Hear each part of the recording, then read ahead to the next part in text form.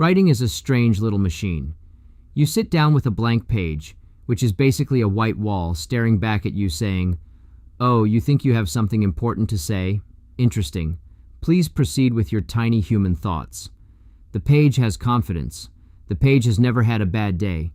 The page has never looked at its bank account and wondered if it should become a completely different person by Tuesday.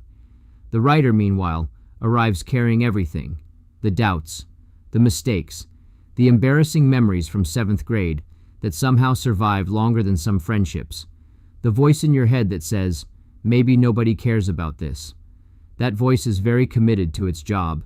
It deserves a tiny office somewhere with a little desk and a plaque that says, "Department of Unnecessary Panic." But writing teaches you something important. You are not building a masterpiece every time you sit down. Sometimes you're just laying one brick, one sentence, one idea, one small proof that you showed up. People imagine successful writers have some magical moment where the clouds open, a choir sings, and the perfect words float gently onto the page wearing little tuxedos. It's not like that. Most writing is closer to chasing a raccoon through a grocery store parking lot while everyone watches and wonders why you are so emotionally invested in catching a raccoon. You keep going because you believe there is something worth finding. The funny thing is, perseverance doesn't usually feel heroic while you're doing it. It feels boring. It feels like writing another paragraph when nobody is reading.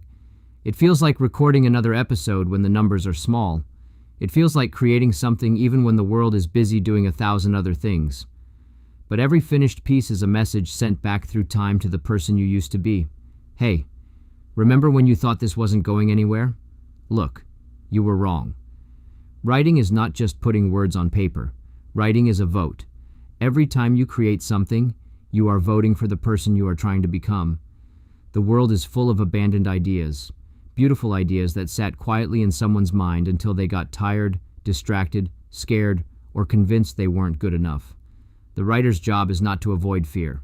The writer's job is to bring fear along and make it carry the notebook. So keep writing, even the awkward sentences, especially the awkward sentences, because somewhere inside those imperfect little lines is a version of you that only exists because you refuse to quit.